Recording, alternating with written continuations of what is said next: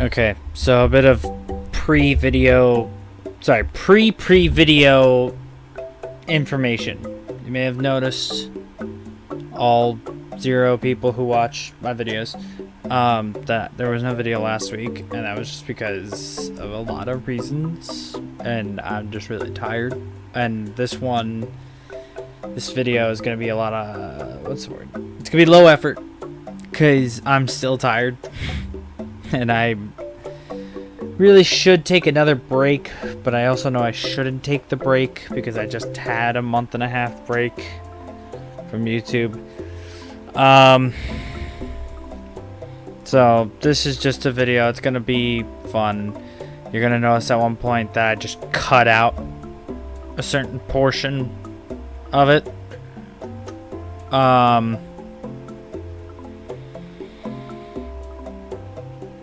Because my audio file doesn't match the length of the video.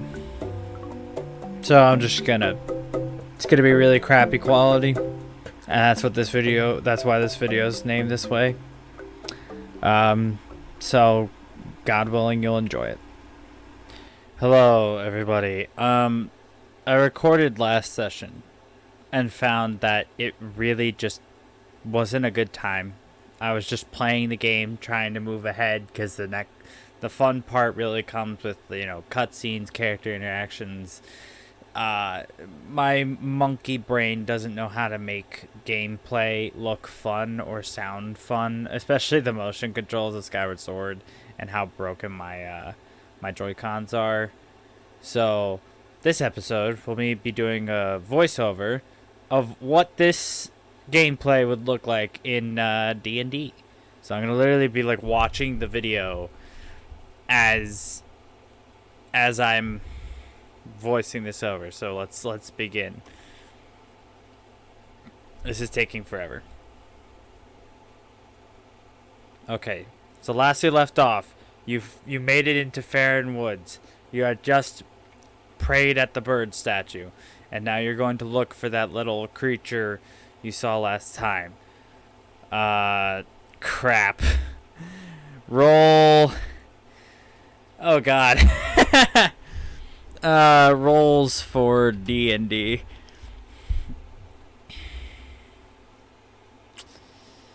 Crap. I had to, not classes. It's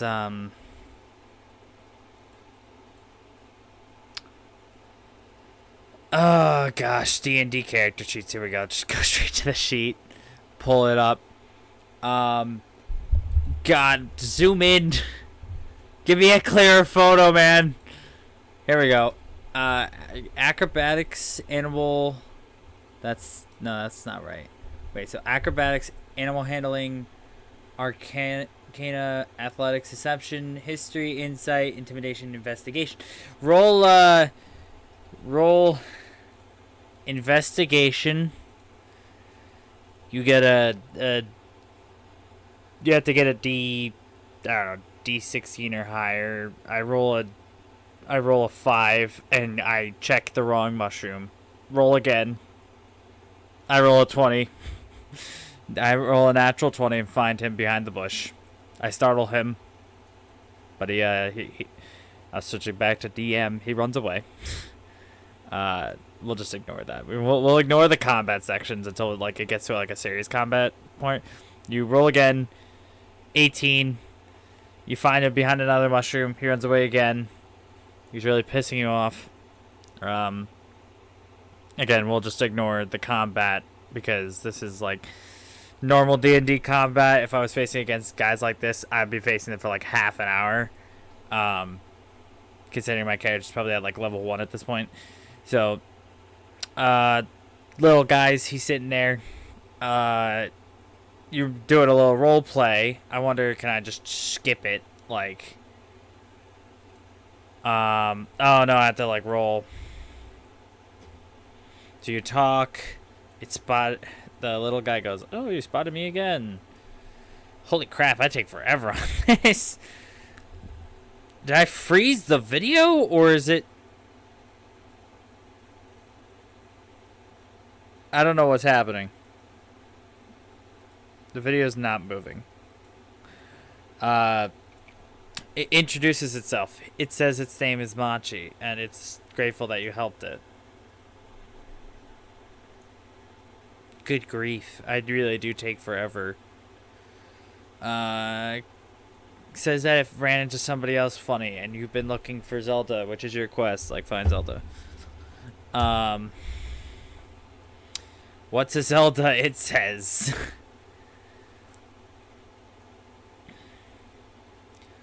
Good God, I took forever with this dialogue. A pack of those mean red guys went after her, and she escaped with the Kikui Elder. Your travel companion, Phi, jumps out and begins an analysis and tells you should probably talk to this great leader guy. The Kikui says, just tell the leader I'm safe, and you oblige. You don't have to roll any sort of like wisdom saves or anything. He reassures you, and you set upon your path. So you continue traveling down the path. You run into a... Oh, did I already skip past that bokoblin? I think I did, yeah. You run into a bokoblin. And the bokoblin... You attack... It has, I guess, 6 hit points, and every hit with your sword is 2 hit points. You roll...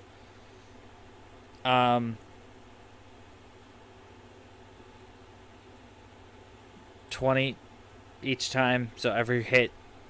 Every sword strike hits, and you instantly kill it. Moving on. But you took, did I take damage from that? No, I already had the damage from earlier. Right, anyway, so you kill it. Holy crap, I really did, like, even trying to narrate this in Dungeons & Dragons, like, really boring. You take 1 damage, 2 damage, 3 damage, you're at 2 hit points. 4 damage, you're dying. You use Potion of Restoration on yourself, which restores the 4 hit points you lost when you run past the enemy. You roll a, oh god, what is it? It's, you roll a,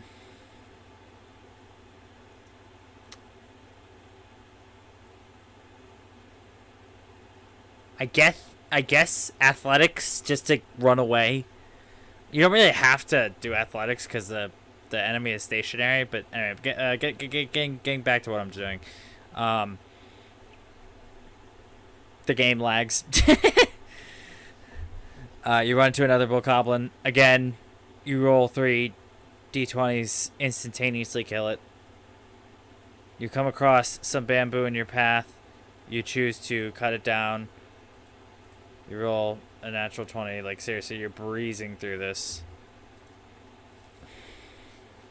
Seriously lucky, whatchamacallit.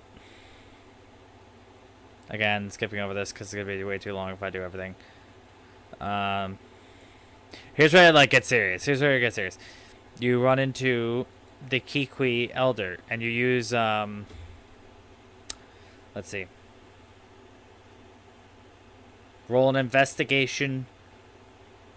You have a +2 advantage because you've played this scene before.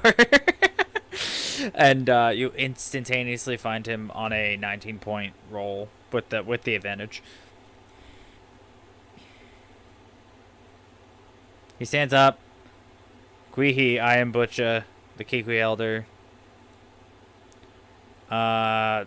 He knows about Zelda, but he's concerned about his people. You tell him Machi's safe, and he's glad. He can't even think about where Zelda might be because he's so concerned about, his people.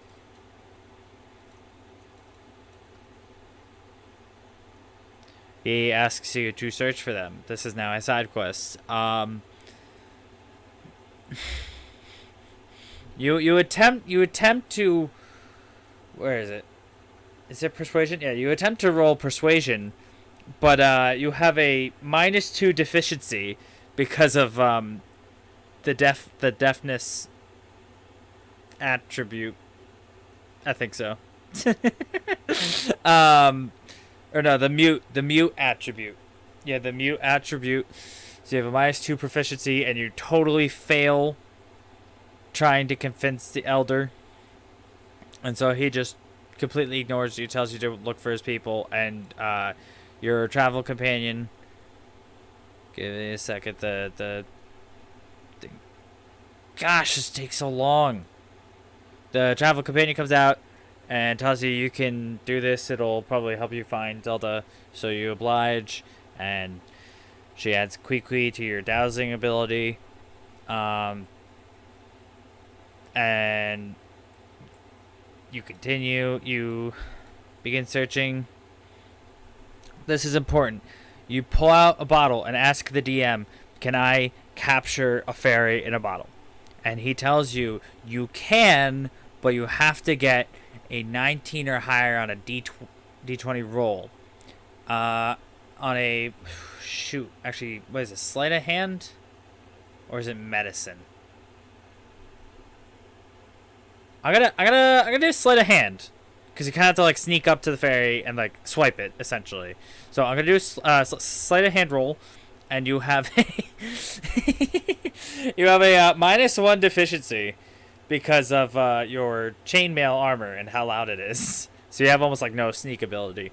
But you go up, you roll a D20, which brings it down to a 19, which is the minimum requirement, and you catch the fairy. So keep going.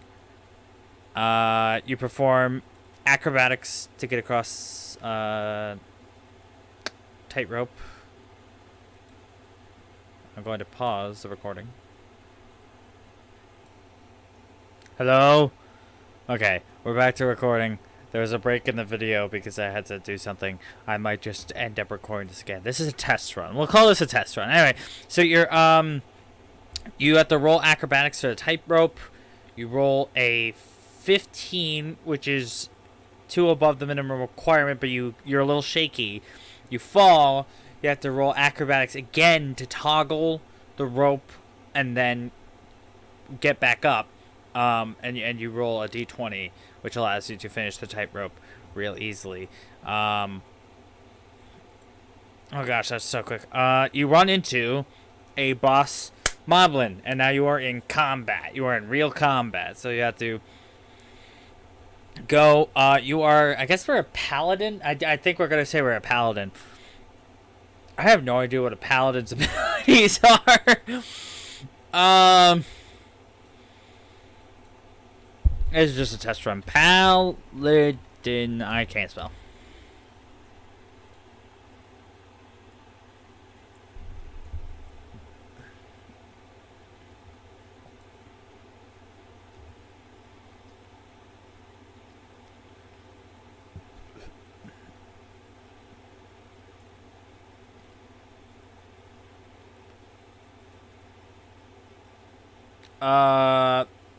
Fighting, defense, dueling, melee weapon, great weapon fighting, protection, spellcasting. Oh, I have spellcasting by second level. I have not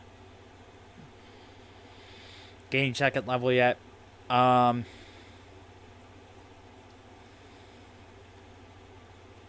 you roll a 1 or 2 on damage die for an attack, you will make a melee weapon that you are wielding with 2 hands, and you roll the die. You must basically it's just standard combat. So you're gonna roll a d20 to see if it hits, and then you're gonna roll your damage die to see how much damage you do per hit. My sword has a standard of 2 hit points apiece, as I've just at level 1.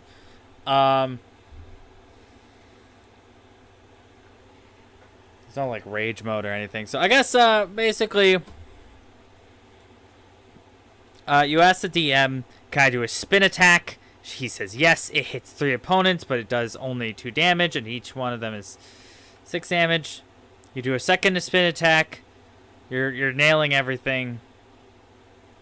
Pretty much dispatch the bokoblins with ease.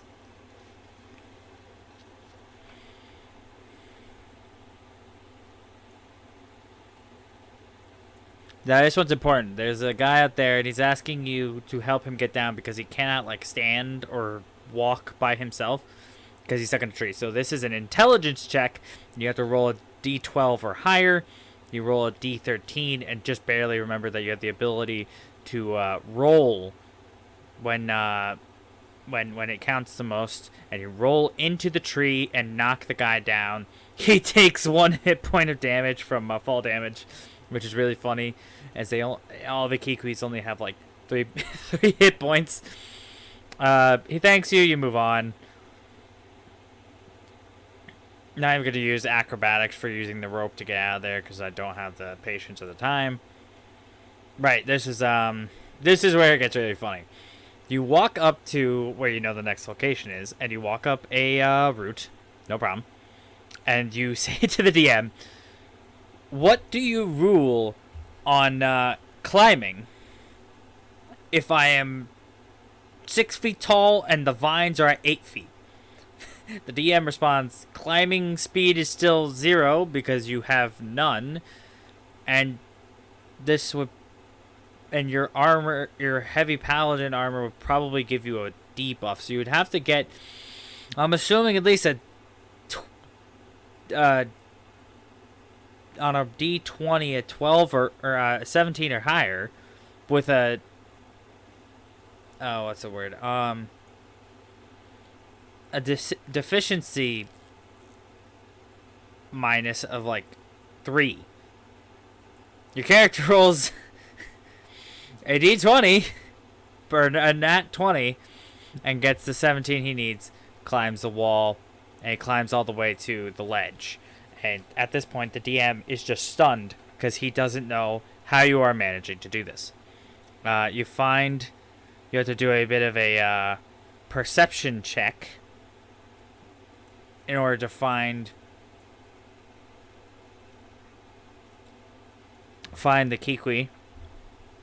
But it's like you only have to clear a 7 on a d20. No problem. You roll the d20, you get a 12 or something, and it's literally no problem. You find him, you see he's fine, a little bit of role play, and you move on. Keep going, a little bit of combat, and typically I do this, but you know, it's so simple. You beat the guys. They're only 6 hit points apiece, 3 hits apiece with your 2 damage sword, and if you roll a d15 or higher on your attack landing, it's not a problem. And since this is gameplay from a video game, I'm just gonna assume that you did. You have to roll. I'm gonna put this under performance. Well, no, that's not quite right. I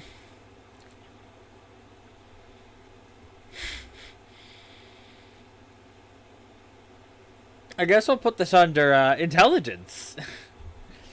You have to roll a d15 to learn how to drop down a hole. And first time you roll a d12, then a d14, and finally a d16. And finally you drop down the hole. You walk a little bit, you know, looking around. And this one you have to do no intelligence, no deception. You know exactly what he looks like, and you just walk right up to him. And he's just sitting there. A little bit of role-playing, and he's safe. You're heading back to the Elder. You fail in athletics to jump onto the rope. I skipped ahead a little bit here because the walk is just monotonous. You you fail the athletics to jump onto the rope, and you have to try again.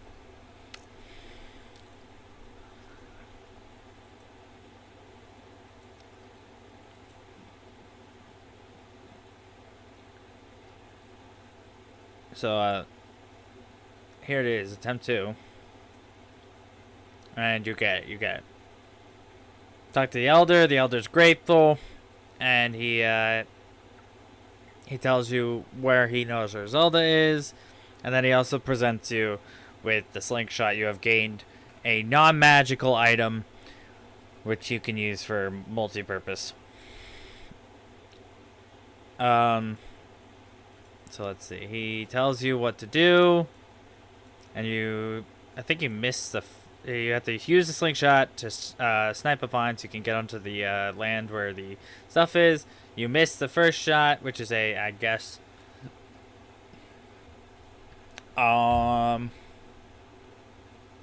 performance. I'm gonna call that performance. I don't exactly know the rules of D&D. I'm not like a master. I played it maybe once. I played it once. All right. But you get it the second time. You get the rope down, which is a vine. You nail the athletics to get onto the rope, and you keep running. You pray at the bird statue, which just saves your file, and Fi, your guide, spits out something about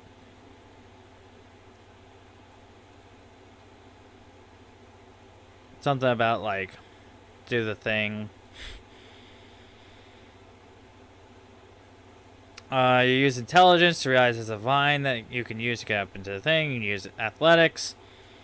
All of these being within the limits. I'm not even going to tell you the full number. A little bit of cutscene. Do a small combat session. And again, completely wipe the guy. You obtain Deku seeds from the pumpkins, I guess, and which refills you for supplies on using the slingshot. You use intelligence to determine that there's a bee's hive above the tightrope that you have to go across, and you I guess this is use insight, and I guess you use survival, and you use the slingshot. You shoot down the bee's hive first try. Bees go away. You struggle with the tightrope again. Like,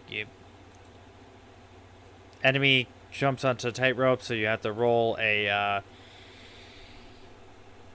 guess a acrobatic save to toggle the rope in order to get him off, and you instantaneously accomplish this. It's literally no problem. Get across the tightrope. You take 1, 2, 3. Oh. 3. You take 3 damage points from an Octorok and are now left at half health.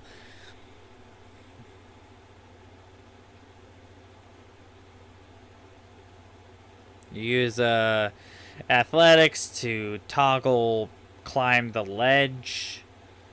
Instant D20, no problem. A little more tight roping.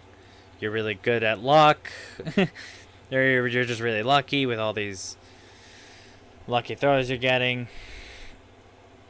I think you pray to the bird statue one more time. Just a lot of saving because you're afraid of a. Now this is important. If you fail this athletics check, you will die. Athletics saving throw. Jump onto the rope and across the ledge, and you nail it. D20, no problem.